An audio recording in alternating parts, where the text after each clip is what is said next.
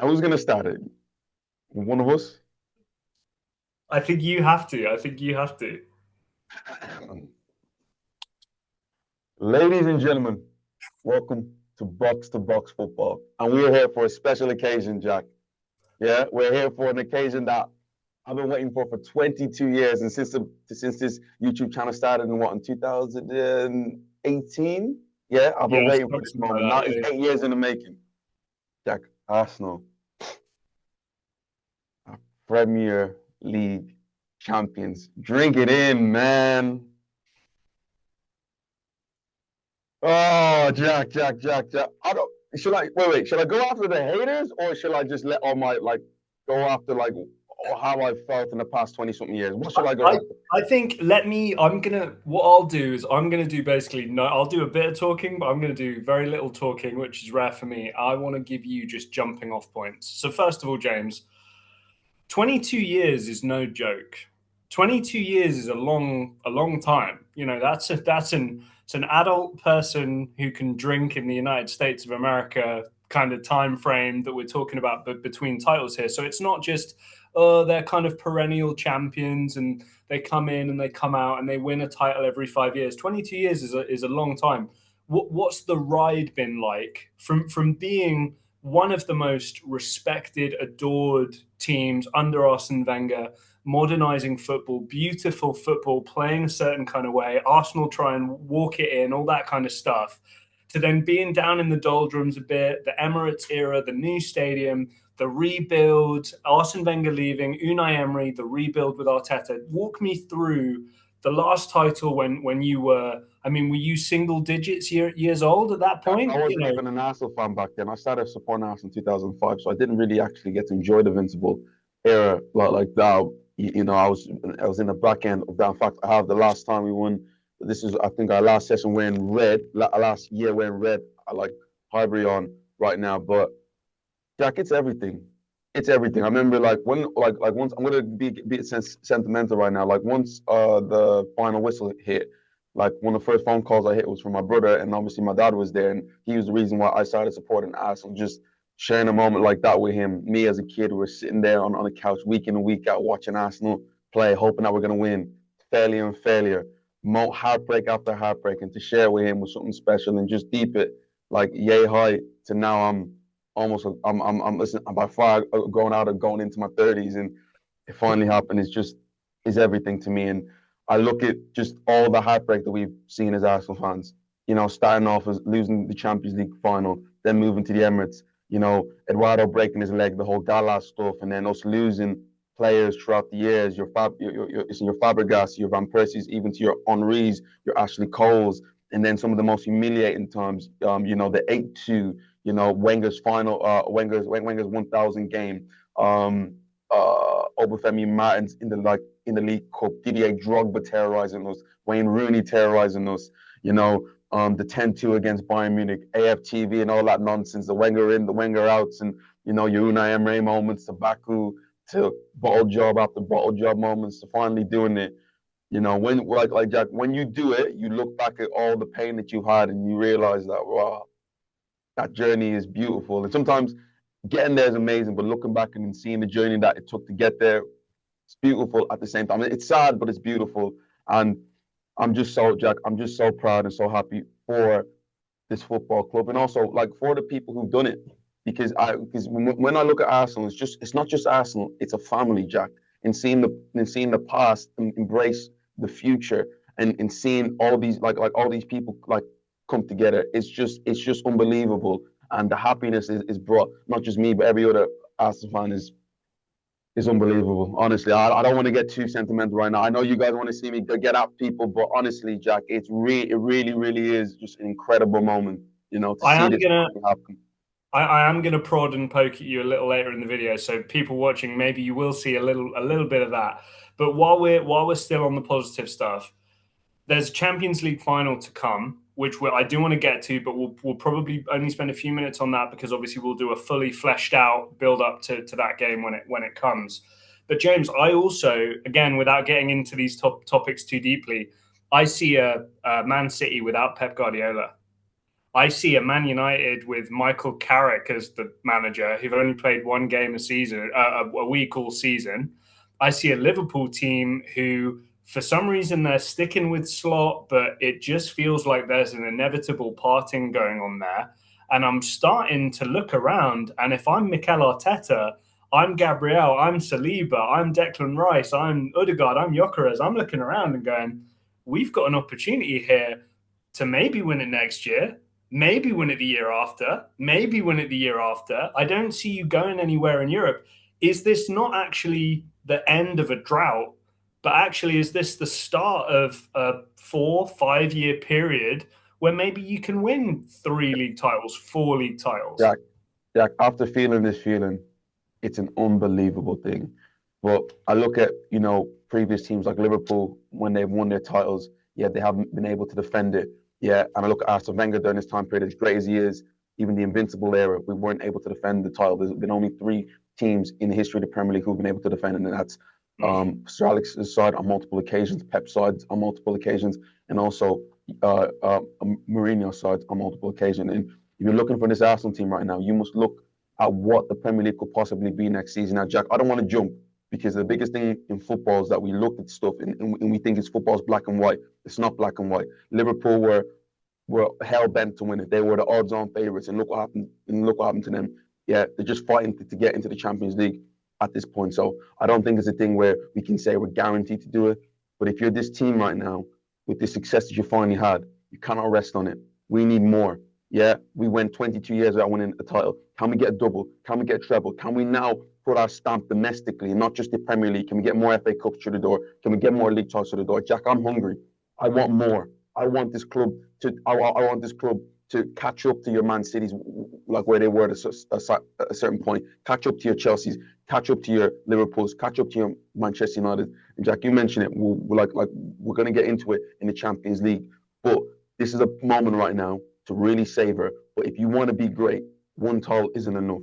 Anybody can win one title. Win multiple, yeah, is what makes a team great. So if we can kick on next year, bring in the attacking players that we need, because as great as this season's been, what the issue's been this year. If you can bring the right players in, Jack, we can definitely go. So that feels like a kind of a natural segue. And just James and I don't want to BS anybody at home. So these texts have been exchanged. We've had these conversations, but I want to give James a platform to either kind of come back at me a bit or agree with me. It's not necessarily just my sentiment, but I think the sentiment of a lot of people, a lot of haters probably, a lot of people who just want Arsenal to fail regardless.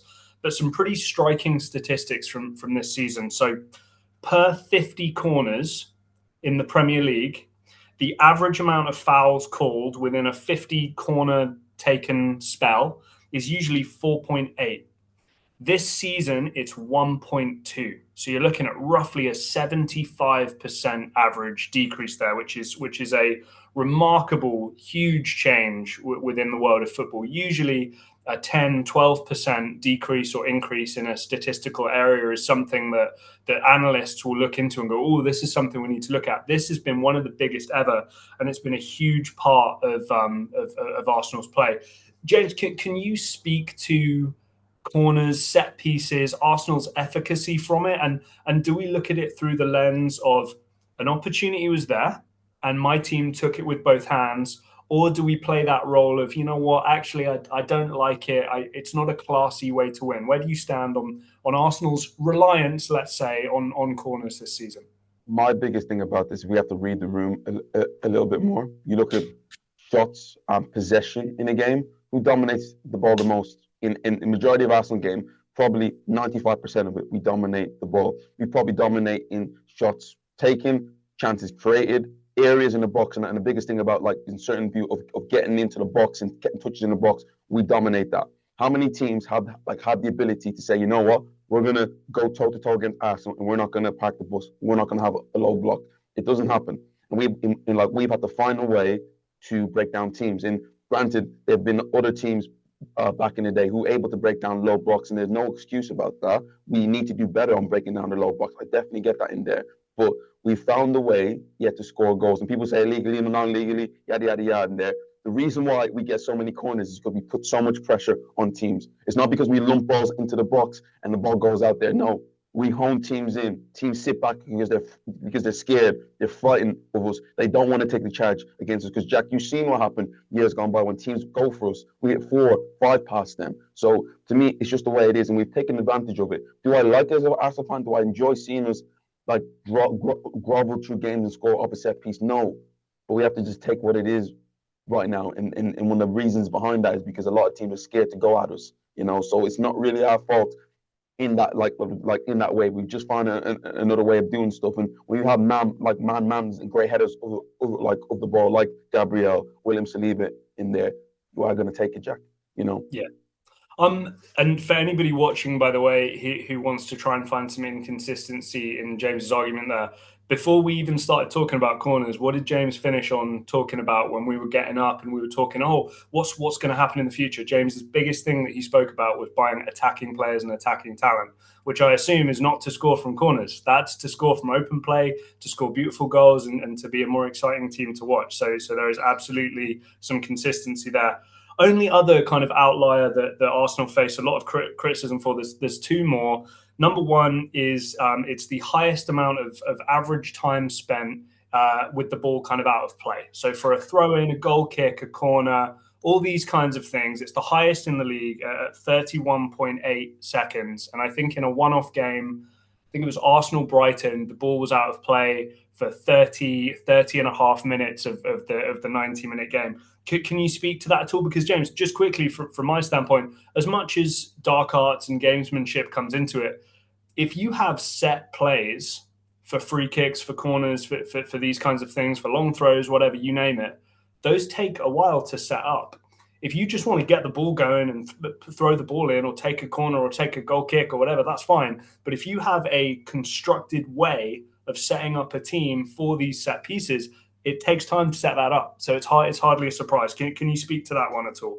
Jack, listen, Arsenal are the masters of the dark arts now. Like nowadays, I'm watching Raya from goal kicks right now. Think about eternity to take them. Every set piece is taking longer. I think the reason behind that is just to create that bit of tension. And that was one of the reasons why Arteta gets his corner takers to take that, like little bit of time. And it has worked. Listen, Jack, do I enjoy the majority of stuff I see from Arsenal on a weekly basis when we play games? No. I tell you what, I do enjoy 4 Premier League titles, Jack. First one, yeah, first one in 22 years. We'll take it. Next season, Jack, it's going to have to be different. I want to go back to the swashbuckling Arsenal way. We're popping teams, we're winning 2-3, 4-0. That's what I want to see next season. But this is what it is right now. And Jack, we have to take it. You have to enjoy what we've done. And also, people have very short memories. What has everybody been saying about Arsenal over the last 3 or 4 years? It's about getting over the line. 100%. If this season is anything else, it's about getting over the line. And there's a little bit of kind of credit where credit's due to that. James, the last thing I want to speak on, which is something that stands out to me, but then obviously I'll let you go for it. I'm just going to kind of ramble on a list here. The wonder kid that couldn't make it at Real Madrid, Martin Odegaard, right? Saka missed the penalty. Some of the worst abuse faced from an English player or a football player of any colour, regardless of any of that, the worst abuse we've ever seen. Gabriel and Saliba, not the finished product when they joined the club. David Raya is an ex-Southport and Blackburn Rovers goalkeeper, right? Ricardo Calafiori was kind of ousted at Roma because he wasn't really doing the job very well. Declan Rice, I think thought was going to be kind of a big deal, and that's fine. Martinelli, a relative unknown, kind of coming in and doing all this stuff. And Victor Gyökeres, despite a huge season in Portugal, a lot of question marks around him and was playing at Coventry City at one point. Kai Havertz made fun of for a long, long time. This isn't a case like Man City have done in the past and maybe Chelsea have done in the past where you're buying finished products and just putting them into the team. Like I say, maybe you could argue Declan Rice is that. But aside from that, all these players have this brilliant arc of progression from where they started when they joined Arsenal Football Club to where they are now is a huge improvement. And whether the players need credit for that, Arsenal as a whole club need credit for that, Arteta, coaching staff, you name it.